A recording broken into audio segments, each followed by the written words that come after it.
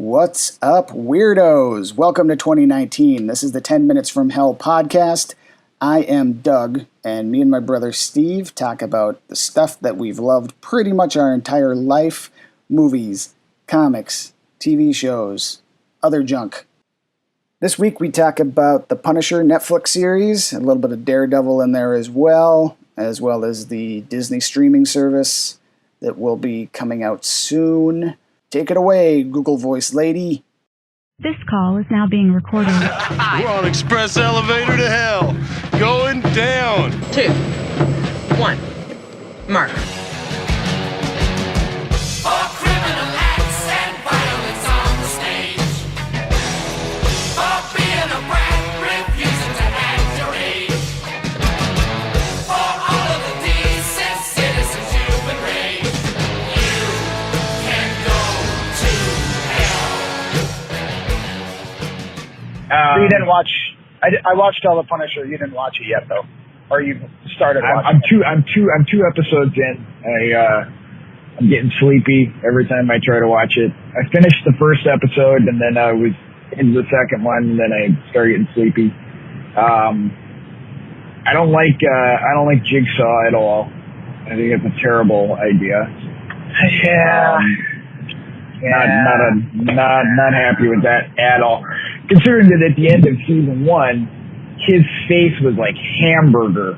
Like it was so bad. It was so bad. And I'm like, oh sweet, he's gonna be Jigsaw because his face is ripped up. And he was a good looking guy.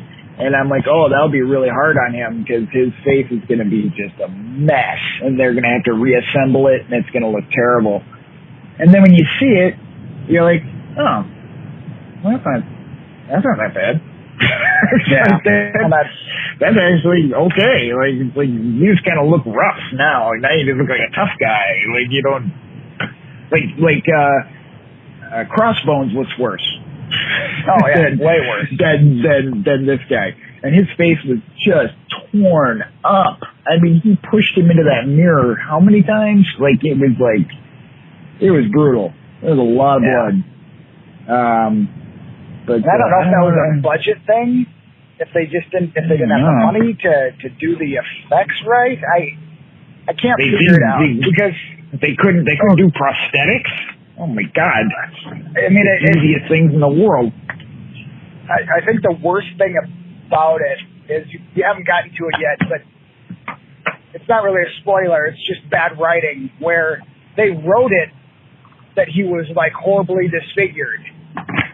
Yeah. And so there'll be mentions, it'll be like little bit actors or whatever that are in there that only have a few lines and they're like, ugh, man, what happened to you?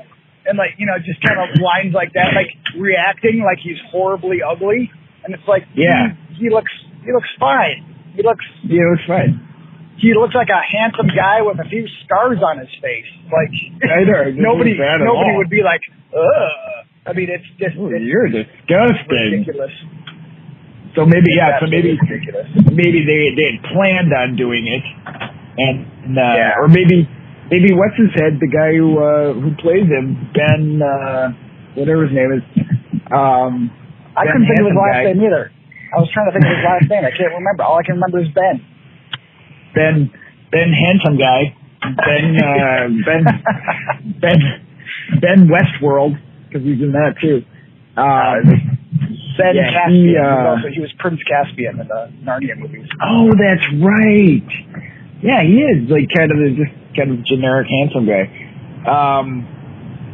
But he maybe he was like, yeah, no way am I going to be wearing prosthetics every day. Like I'll do this, but I'm not. There's no way I'm wearing that stuff. I'm not coming in 4 hours early every day to have you reassemble my face, whatever. Maybe. I don't know. But the first episode, watching it, I don't know about John Bernthal's Frank Castle sometimes, because it's he's doing this thing where it's kind of he's kind of this tough guy, but he's kind of cool, and he's trying to be kind of toughly charming, kind of, thing, you know, like, hey, how you doing? Hey, leave her alone. You know, and this is like, hey, you don't need protecting, you know, just gets, I don't know, it's just something about it. It's just like, this is just kind of grating on me. It's grating on me the way that, his crying in the first season grated on me. he does a lot of crying in the first season. Like, it's like, he just gets that welled up face thing going. Oh, yeah. Yeah, it's just like, this is getting old. I mean, maybe it's because I'm being forced to watch them all at once. If I was only watching like one at a time, like over a long period of time, maybe it wouldn't bother me as much. And also, Netflix, please eliminate the beginnings of your episodes after episode 1. Okay, just eliminate the intro, please, because you know that we're binge. On my device, you can skip it. There's a button that comes up when the intro thing comes up. It says skip intro. I just hit the button and it skips right to the. On Apple TV? No, it's on our just our TV or smart TV or whatever. Oh, okay. Yeah, on Apple TV it doesn't give you that option. Well, it's so annoying. It's so annoying. Because I have to sit there and watch that. Oh, and you know, for some shows, I like hearing the song. The Punisher one is so generic and it's so long and it's so just really uninteresting that I skip it every time. Yeah, well now I'm fast forwarding over it, but it's like I shouldn't have to fast forward. Just remove it. Yeah. Just take it out. You all know we're all watching these in a row, so just remove it. It's just a waste of you're filling up space on your thing for no reason. I think of all the room that they've used. Like, you know, in their, whatever, their magic memory. All the space, I don't know how. It doesn't matter. Oh, God. It's so in the first episode, what happens in the first episode? Because I don't want to ruin anything. First episode, he's in the bar listening to Shooter Jennings. Somehow they got him to be there, which, you know, he just shows up at some small bar. And the Punisher just happens to be next door at a motel, and he's like, hey, this sounds pretty good. And that's actually what he says in the show. It's like, what are you doing here? He's like, heard the music, sounded good, came over. Turns out to be, you know, mega superstar Shooter Jennings in a little roadhouse, nothing. Yeah, it's just, I don't know, man. It's tough. It's tough. I want to like it. And I liked the first season, but having these Marvel TV shows, the thing that's really kind of hurting them is that having no connection to the Marvel universe at all. They're just basically just normal guys who can kind of do stuff. Like they're not. They don't have this like Daredevil at least kind of feels like it's kind of a superhero show a little bit. But it's like, if you don't give them powers, like if they're not doing anything really, like Colleen even asked me when we were watching it last night, she's like, so what powers does he have? And I'm like, he doesn't have any. And she's like, oh, huh. Well, and I just like, I wouldn't say that's true, because I think they kind of play up the fact that he does have a power, and that's... What is it? What is his power? Well, and he's really good at killing people. That's exactly what it is, and that's what... that in the first... no, it's not in the first season. It's in Daredevil season 2, when Kingpin sets him up to get killed in prison, and he just massacres everybody that even comes near him in the jail. And that's Kingpin says, I was trying to kill you, but seeing you in action, you've got a gift, and you're far too dangerous to be in here. And they play that up in this season too, where it's like it becomes the Indiana Jones thing. He's a really dark and violent Indiana Jones, where they put him up in situations, and he begins to realize, I'm not going to die. They're going to beat the hell out of me, but I'm not the one who dies. And they kind of play on that angle, which I actually really liked. The Yeah. thing that I don't like about both seasons of this so far, and I don't want to ruin anything, but they reset him at the beginning of each season, where it's like at the end of Daredevil season 2, you're like, all right, Frank Castle's the Punisher. And then at the beginning of season 1 of the Punisher, he's just a guy trying to find his way. He's not being the Punisher. And I'm like, come on. So then you have to have another origin of why the Punisher is the Punisher. And they do the same thing in this season. It's like at the beginning of it, he's just a guy trying to find his way, traveling across, country, trying to get away from his problems. He's got the van, but it's not the van. It becomes another Punisher origin story. It's like, okay, come on. Like, just let him be the Punisher. At least in the second Punisher movie, I know it took a lot of flack, for like not being great.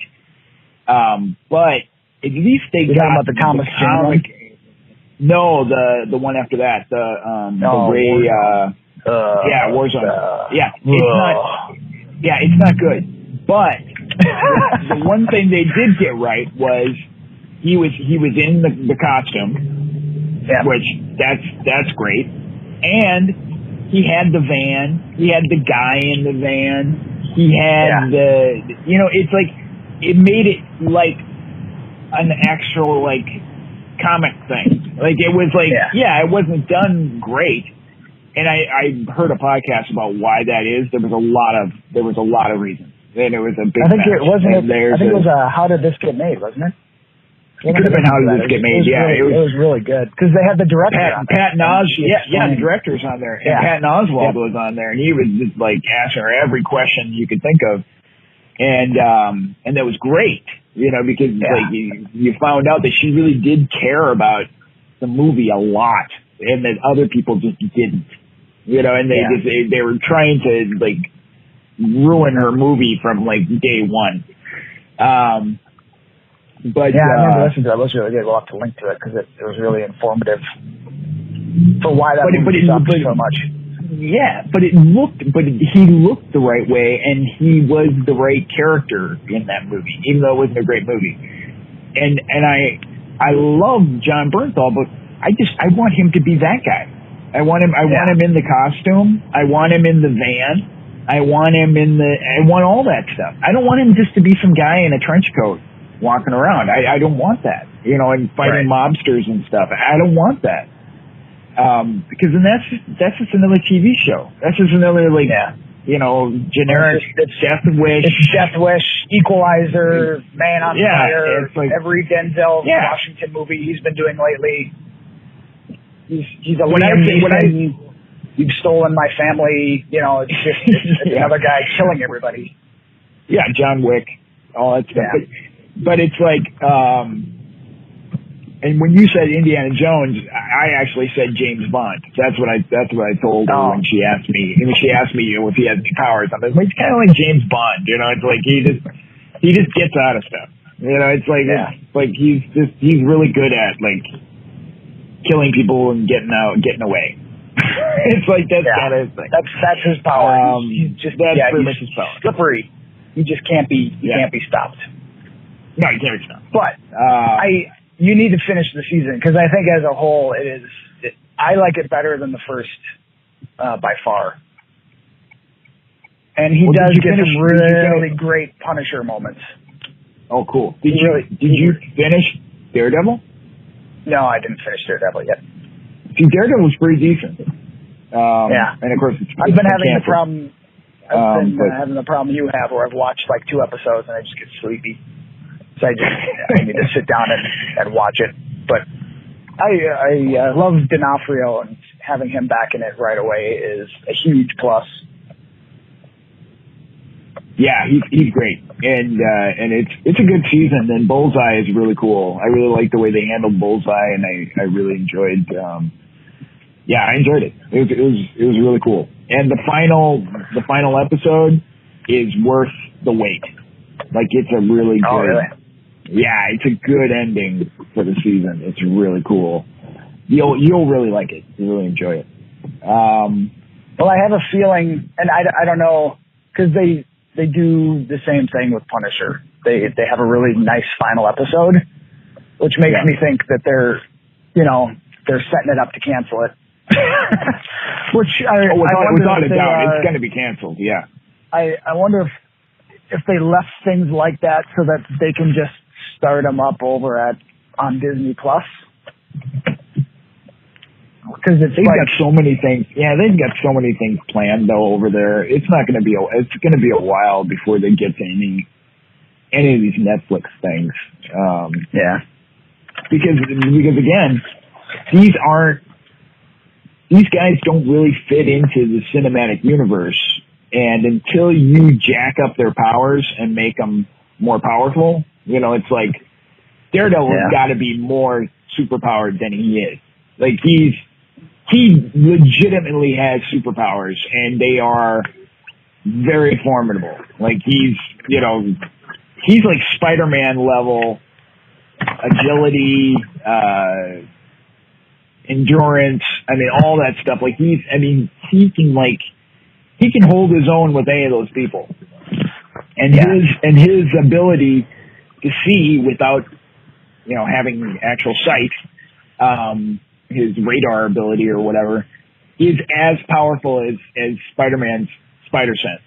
Like he can see things as well, actually better. Like it's enhanced. Like he can't just see, he can see everything and he can hear everything. And it's like, they don't play that up in the show very much. They keep it kind of grounded, which, that's just the kind of show that they have. But if he's going to join the MCU, he needs his powers jacked up, like big time. Yeah. And same with Punisher, and same with Luke Cage. Like all those guys, they got to be jacked up. They're not strong enough, to be in that group. And the thing that bugs me about both or all of the Netflix shows, I mean, especially like Punisher. I mean, they act as if they live in a world without superheroes, or they live in a world without aliens. And I mean, it's like they make mention in the first season of Daredevil about the New York incident and all that stuff, and it's like, so this is supposed to be connected. It is to at least to Avengers. And it happened. These people are still going about their lives like there's, this guy's strong. How can this guy be so an alien invasion? They've seen the Hulk jump from building to building. Yeah, and Thor, it's silly. Yeah, I know. That's the problem of them not being connected. It really hurt the whole kind of continuity of everything. And S.H.I.E.L.D. would be investigating these guys. I mean, S.H.I.E.L.D. would be showing up going, hey, damage control or any of those things would have been involved. Which that's why I'm really excited about the Disney thing, is because now this is actually going to be approved by the MCU. All the characters that they're going to be like doing these series of, they're actually in the MCU already. And so it's all going to connect. It's not going to be the same as the Netflix shows. Which I heard something that there might be a prequel for Loki. So it's not actually going to be Tom Hiddleston. It's going to be some younger guy playing Loki. No, really? He's going to like narrate or something. And then, which that might be okay. Young Loki Chronicles. Yeah, exactly. So we'll see a young Thor and young Odin and that kind of stuff. And I'm sure the real actors will show up, probably in like kind of, cameo kind of situations, because it's only going to be, a few episodes. I mean, I'm not sure it's going to be like, between like 10 and 12 episodes or whatever. They'll squeak those guys in there somehow. But then they're doing the Vision and Scarlet Witch, and then they're doing Winter Soldier and Falcon. Oh, really? Which I'm excited about all those. Those all sound great. I'm totally on board for those. And switching subject a little bit, and they have the Mandalorian thing with Star Wars. John Favreau doing that. I think they're going to have a pretty decent slate of things starting out. You know, I mean, better than the stupid DC thing. Yeah, I haven't even looked at that at all. But I've heard it's not doing well, and Warner Brothers is planning its own streaming service. I'm like, what are you guys smoking? You expect people to buy 2 streaming services from you? Like what? How? Why would you think this is a good idea? Yeah, it doesn't make any sense. I mean, Netflix. I'm just so tired of Netflix. I don't think they're going to be doing very well at the end of this year.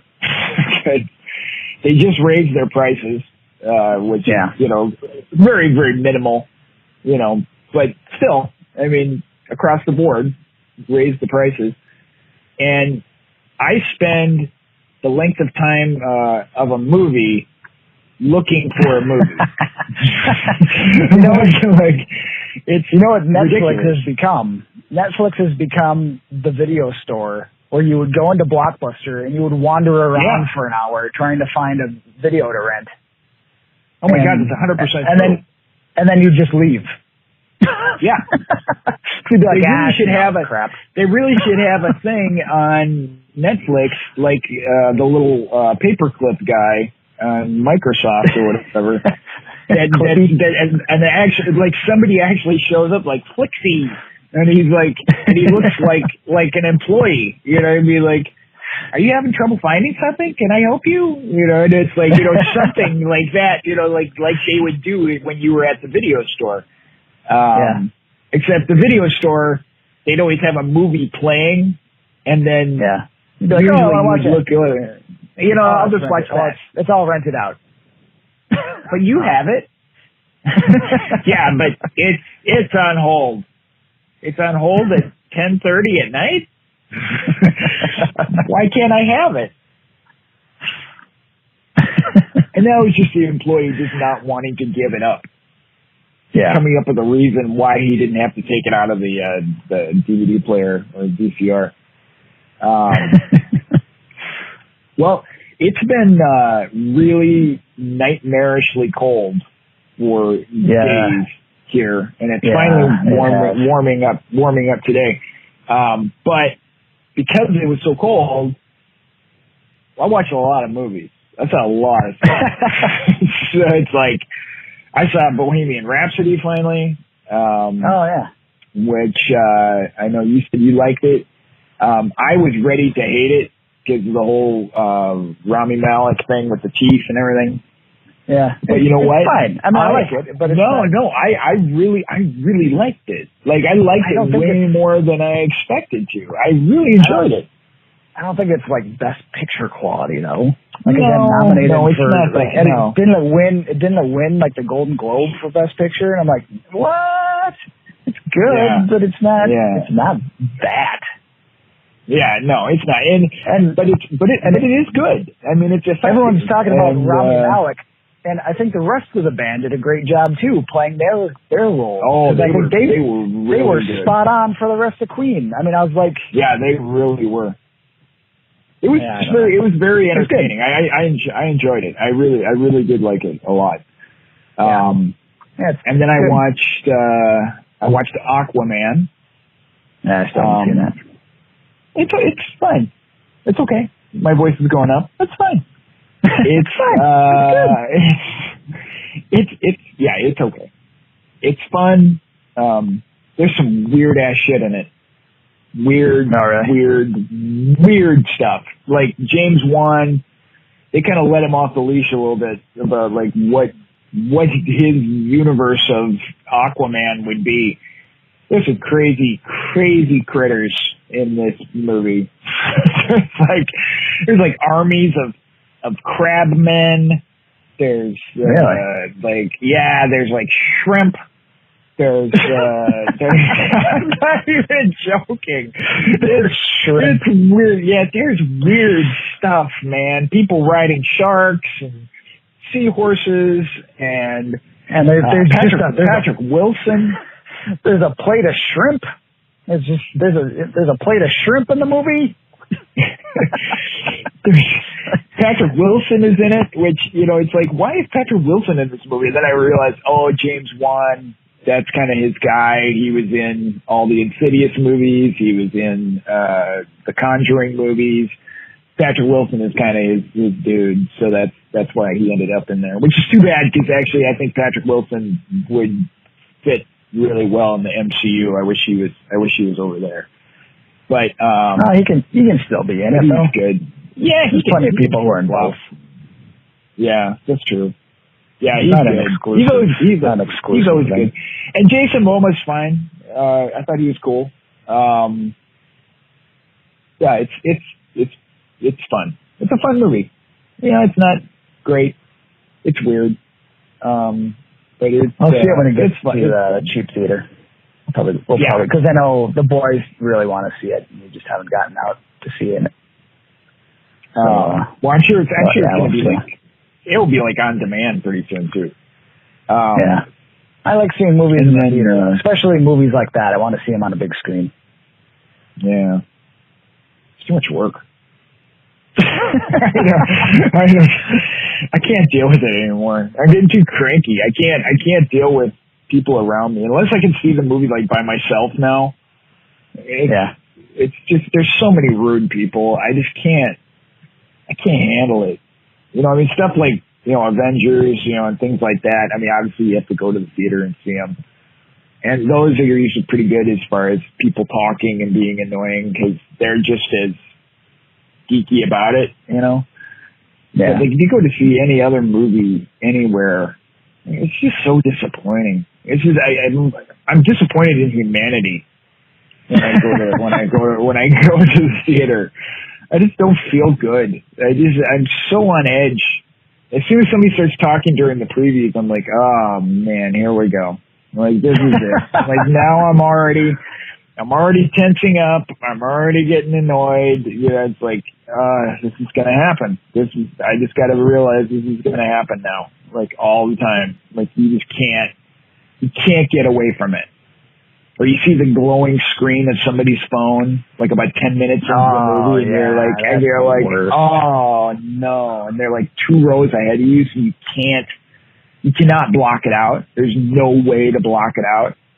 Yeah. And then every once in a while, all of a sudden, that light just shoots up, and it's like, who do you think you're fooling? Nobody can see your incredibly bright glowing screen. Yeah, your flashlight that you're turning on in a completely darkened theater. It doesn't matter if you hold it down into your lap dummy. You can still see it. It's got light on it. Before, I remember back in the old days, people had digital watches that gave off a little bit of a glow. I remember, every once in a while you'd see somebody's glowing watch, in a movie theater, but it didn't shoot up a beam of light that, actually, you can actually read their text messages. It's so bright from where you're, sitting. It's like, oh, she wants you to pick up chicken. That's what it says on your text. Freaking idiot. Put your fucking phone away.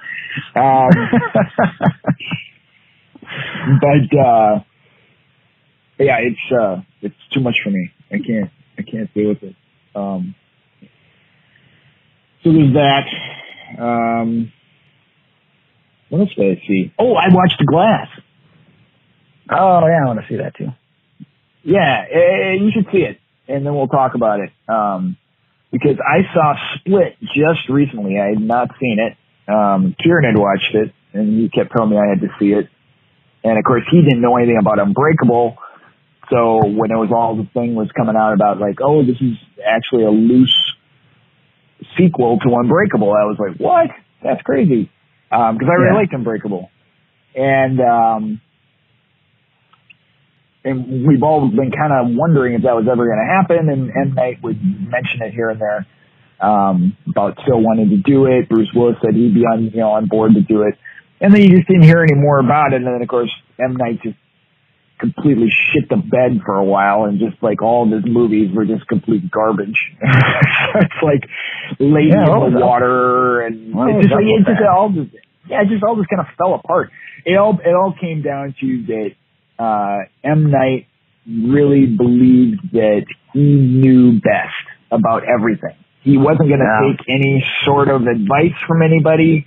He felt like he really fashioned himself as being a brilliant genius that nobody really understood, and they didn't understand his vision, and that, if they just listen to him, he'll make movies that, everybody will enjoy. And then so he went on to make Airbender. Lady in the Water, Airbender. He directed the blockbuster smash After Earth with Will and Jaden Smith.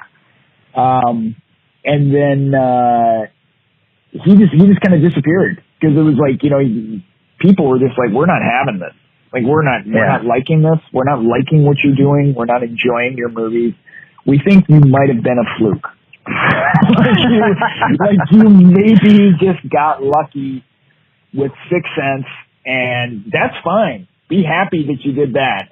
And then you made Unbreakable, which also was very good. But then you went on to make my favorite Village. For sure. Oh, I love Sixth Sense. I mean, I still think that is the best one. But I like Unbreakable. I really like Unbreakable. And so when I heard that Split was a sequel to Unbreakable, I'm like, oh, well, someday I'll have to watch that. And so finally I sat down to watch it, because I don't really like movies about people who are trapped like in a basement or something, and like they're being held against their will, and the whole movie is about them trying to get out. And like that movie, The Room, I don't know which it is. Oh, no, yeah. One of those. The one with Brie Larson. Tommy. Yeah. No, not the Tommy Wiseau. No, he wasn't trapped in a room. But I don't like those things. They make me really anxious, and I don't enjoy them. It's not good entertainment for me. So I avoided Split for a long time, because I saw the trailer, and it shows that James McAvoy has multiple personalities, and he kidnaps people and holds them in a basement or whatever. And it looks like that kind of movie. And I was like, I'm not in the mood for that. I don't want to watch that. And so finally I kind of forced myself to watch it, knowing that Glass was coming out. And I was like, well, maybe I'll check it out. And it's good. It's good. Split is very good, actually. I was actually very impressed with M. Night, other than his stupid extended cameo that he always has to put in every movie. Like a freaking idiot. Oh, my God, yes. Oh, yes, he does. He loves to throw himself into it. The best one is the one in The Village, where he's in the reflection of a cabinet. So you hear his voice, but you don't actually see him until, you open up the cabinet, and there in the glass, there's M. Night. Oh, isn't that clever? It's like, oh, my fans are going to go crazy, because they're going to hear my voice, and they're going to be like, is that M. Night? And then when the thing opens up, and then you'll see me, the people are going to be like, oh my God, it is him. It is M. Night Shyamalama Ding Dong. There he is. The worst one, I think the worst one is in Signs, where he's like, he's like the motivating factor for the entire movie. Yeah. He's like the most important character. And it's like in the whole thing. And just seeing his goofy face is like, just takes you right out of the moment. Where it's supposed to be really like intense, emotional scene. And you're like, oh, come on. It's him. He could have put anybody in that part that would have been like less jarring Put in Eric Stoltz or James Spader or somebody. I mean, just anybody. Just throw in anyone. It wouldn't matter. It's like, why did he have to do it? Like, it's just so bad. And the person who killed his wife is Paul Rubens. And that would have been great. That would have been just fine. But it's so annoying when he does it, and he does it in Split, and it's just as annoying as always. But I did manage to find a way for me to watch Glass online after I watched the movie. Not saying that I endorsed it, but I did want to see it, and I did not want to take part in any sort of like mass slaying at the AMC. So I thought that I would be actually doing a service by watching it at home. So I did watch. I thought so. So I did watch Glass. Because I really wanted to know, what happens next, because that's a direct sequel to Unbreakable. With everybody in there, with, James McAvoy and everybody. And, man, I liked it for a while. Like, I really did. Like, I was like, oh, this is cool. This is really cool. This is the kind of thing I want to see. And then M. Night just kind of does his thing where he's like, you know what? I don't really give a shit what you want to watch, because I'm going to do what I want to, and nobody's going to tell me no, because I self-finance this myself, and nobody can tell me what I can't do, so I'm going to do whatever I want. And that's not always a good thing. And I think it's probably the worst thing for M. Night. He really needs somebody to bounce things off of, and I don't think anybody ever tells him no. And unfortunately, it hurts the movie. It really does. And I mean, you be the judge when you see it. But I know a lot of people are liking it, and then I know a lot of people are hating it. It's really polarizing. He's really like split his audience. Split his audience a lot. Like a lot of people are like, I'm done with him. Like, I'm done with M. Night. After this movie, I don't really care what he does. Like, I'm not happy with this thing. And other people are like, that was really interesting, and that was really provocative and thought provoking, and whatever. I fall on the thing of like, no. I don't think you know what you're doing. I really don't. I think he needs to, I think he needs to stick to maybe directing other people's stuff. I don't know. Cause I was very disappointed, in his choices of things. But man, I really wanted to like it. Yeah, you should see it. You definitely have to see it.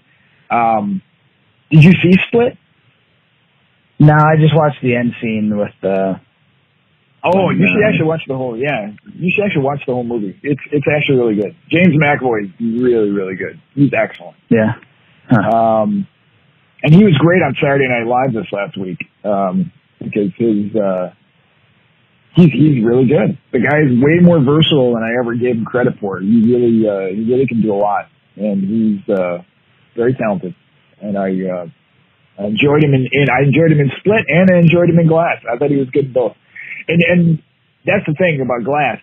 Nothing taken away from the performances of anybody. I mean, everybody was great. I mean, Bruce Willis, everybody's trying. Everybody's working really hard. Sarah Paulson was great in it. Every performance is great, except for the extended cameo by M. Night again. But other than that, it's great. Everybody's working really hard. It's just the dialogue is not great, and the story is lacking. Whatever. That's what we got. He wanted to make a sequel. He did it. He did it his way, and that's the way it's going to be. So yeah, so I saw those. What else? Oh, somebody had a birthday. Yeah, somebody did. Somebody did. Lordy. Doug is 40. Yeah. It's crazy. I remember when I was 40. No, you won't. I feel just as immature only, and irresponsible. It's the body thing that's going to start. You're going to start feeling. You're going to start seeing it. The nose hair, the ear hair. I've already got all that. Yeah, but it just exponentially like increases. Like you'll just see like a noticeable like thing of like, oh, well that's weird. I never had that before. What's that about? You'll find gray hairs in places that you're like, I didn't even know I had hair there. Like how did that get gray? Yeah, now it's gray. That's weird. It's so funny because the thing I posted on your Facebook, because I was in Florida, the thing I posted on there about I did like some kind of statistic or something about ear hair or nose hair or some stupid thing like that, and I completely made it up. And some people were like, "That's not true." And I'm like, "Of course it's not true. That's absolutely not true. I completely made that up." Like, oh my God, you're so smart. You knew that I made up that thing. Jeez, people. That's funny. People just need to resist the urge to comment on everything. That's the lesson we have to learn from social media. It's okay to not comment on something.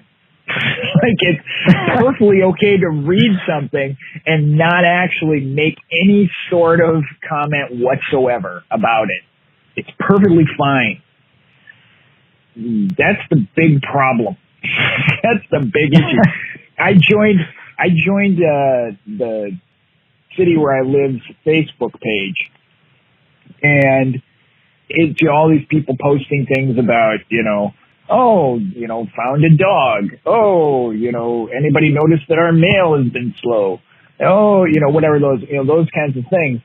And I'm noticing more and more, there's certain individuals, probably a good dozen people that are on this page, that they cannot resist commenting about anything. Like it doesn't matter what it is. Like somebody can say, I don't like that we don't have sidewalks in this part of the city. And then somebody who comments on everything, they're in there.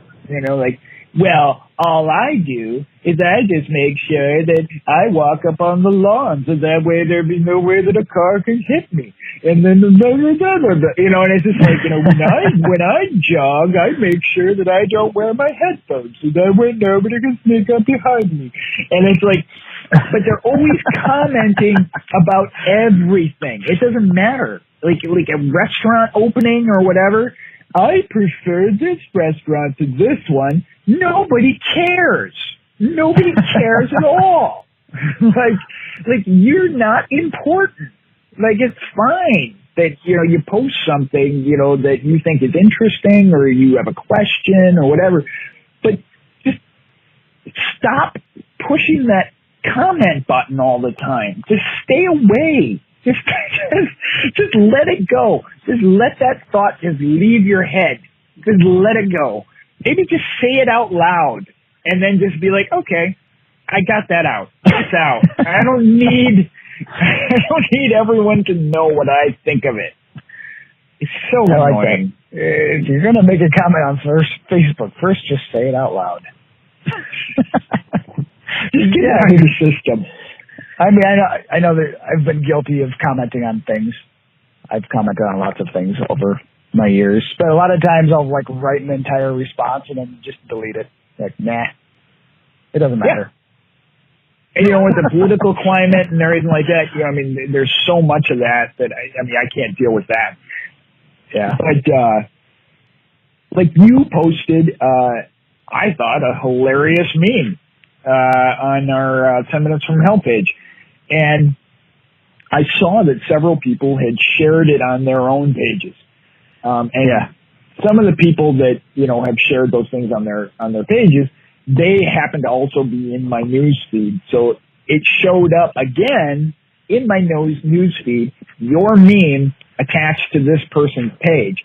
Well, I can't help but see that there are comments underneath their post. And on one person's page, somebody had commented, and they actually were correcting the grammar of the meme. and the person whose page it was like, well, I don't think that's really the point. It's like, it's just kind of a funny thing, whatever. And then the person went on to explain how, like, the tense of the sentence doesn't make sense because of the whatever. And he actually wrote like a good 5-6 lines underneath the response of, well, that's just kind of a funny thing. And I just wanted to reach through my phone and just strangle the life out of that digital character that I was looking at. I was so angered by it because I was just like, why are you doing this? What is your point? Like, what do you want out of this? Do you want somebody to be like, oh my God, that's right. You're so smart. How could you be so intelligent to be able to look at something like that and not see what everyone else sees, but instead see that, oh my God, this is totally the wrong context of this verb. Oh man, I cannot wait to put this down. Oh boy, people are going to go bananas when they see this. And it's like, oh my God, shut up. All of you just shut up. The voices that are coming out of the phone at you all the time, 90% of them are just insane. They're just horrible. It's just like this chorus of dummies just coming at you all the time. Every time you pick up your phone and you open it up, here it is. It's just a choir of nonsense just coming at you. It's so hard. It's so hard. And I don't know what to do about it except for just to shut it off. Just don't even look at it. That's good advice. Yeah, it's not easy to do, though. I mean, I think it's good to just get away. I mean, I check on Facebook. I post things mostly through our page, but I definitely you just gotta stay away from all the political stuff and I don't know. Well, we talk about that. I feel it's none of it's healthy. It's not healthy. None of it is.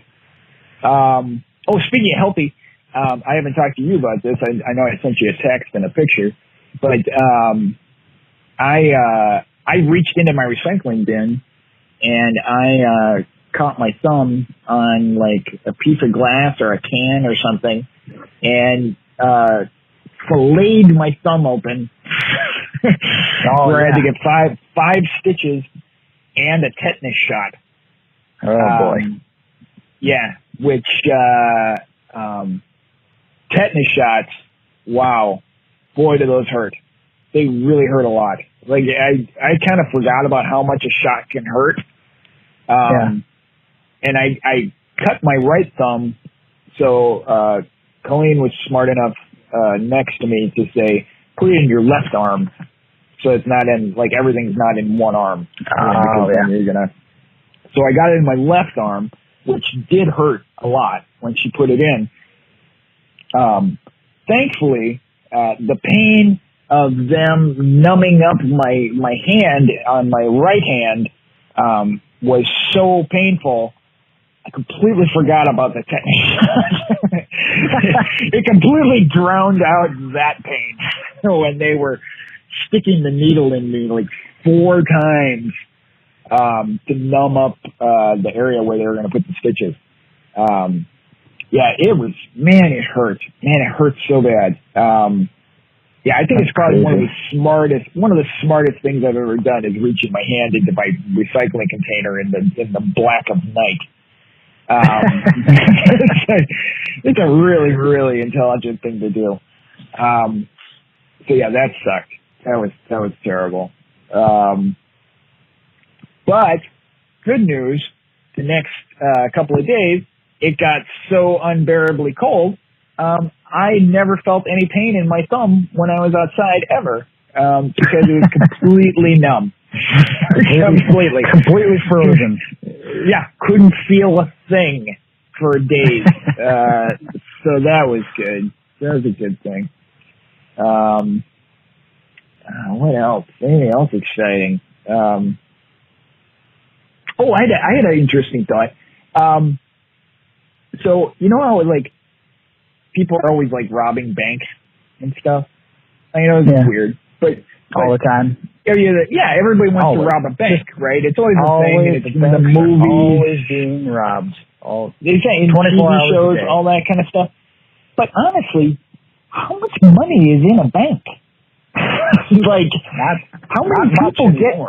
That's what I mean. I mean, like, how much money is actually in the bank? I mean, back in the day, obviously, that's where all the money was. It was all in the bank. Like, you got it all in cash, got out to you, unless you wrote a check. But other than that, I mean, all the money was there. But now all of our money is digital. Yeah. I mean, a lot of it is. I mean, I would say that, like, just like how many, you have to think about like how many people are actually watching like live television, like broadcast television. I mean, I know they're out there, but the numbers have got to be very small. Like they've got to have been dwindling year after year after year after year after year. I would imagine it's the same thing of people who physically are getting cash out from a bank. Like they're actually like physically like going up there and getting cash. You'd probably be better off robbing an ATM. I would think so. An actual bank. Well, I suppose. I mean, they've got to have. I don't know. Yeah, I don't know. Well, they've got money in there, but is it really like the big haul that it used to be? Like, you know, like you go in and rob a bank, like they'd be like, oh my gosh, this bank robber, you know, really got away with a bunch. And it's like, how much did he really get away with? Like it was it a lot? And then that brings me to the thing of, what's the deal with gold? Why does anybody have gold anymore? Like what? Well, what's the purpose? Gold is still valuable. I mean, as a resource. But why? Yeah, but why? What do you do with it? They use it actually a lot in even like circuit boards and stuff. Okay. Okay, I'll buy that. But let's say I get a gold bar. That's not doing zero research. That's just off the top of my head. But let's just say I have a gold. They probably haven't used gold in circuit boards since like 1972. I could be completely wrong. Well, here's the thing. What if I get a gold? What if I find a gold bar? And I'm like, okay, I got a gold bar. What do I do with this? People are like, oh, that's a lot of money you got there. Is it? What am I supposed to do with it? Like, where do I bring this? Like, I know they have those gold guys. So I'm going to go into the gold guys store in a strip mall with my bar of gold? I have two words for you. Dark web. You bring it to the dark web. That's where you sell your bars of gold. What, do we just meet up somewhere? Do we meet up in like a Sears parking lot? Like an abandoned Sears parking lot? You just type in sell my bar of gold to the dark web in Google, and the rest just takes care of itself.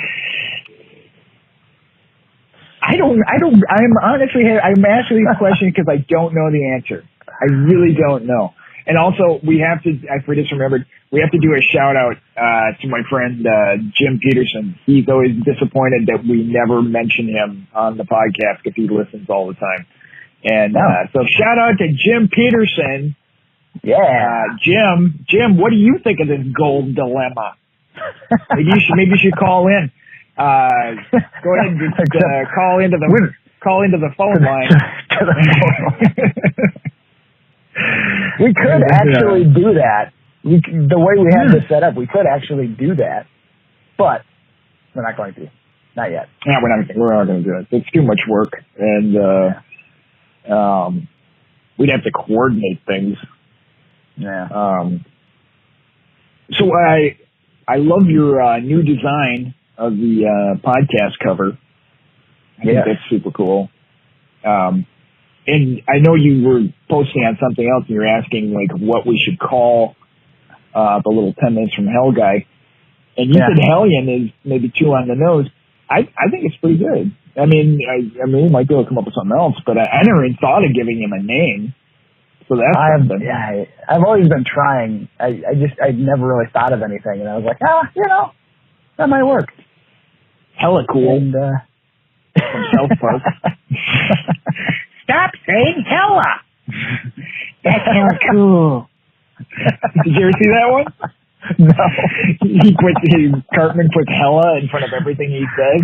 That's hella lame. Because it was the Halloween episode, and it was where they met, what was it? Was it Limp Bizkit? And they were, they did it as they shot it like a Scooby-Doo episode. And everybody other than the South Park kids looked like Scooby-Doo characters.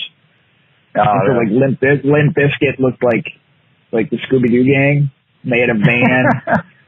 And it was like the whole thing, like, pirate ghost, that kind of stuff. And it was, but then of course it got really kind of demented and twisted, and people actually died, and and it was like, it was funny. It was very funny. But Cartman kept saying hella in front of everything he said, and Stan was Kyle was getting really mad at him. Stop saying hella.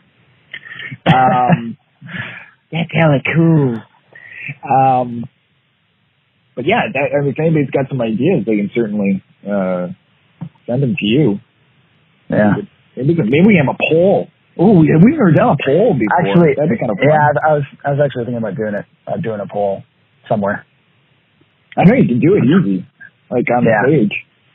Yeah. I think I'm going to. That's a good idea. Yes.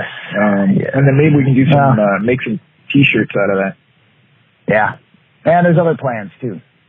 Secret plans. Yes, we have some things that might be happening, but we don't have enough information to talk about it yet. But it could be super fun.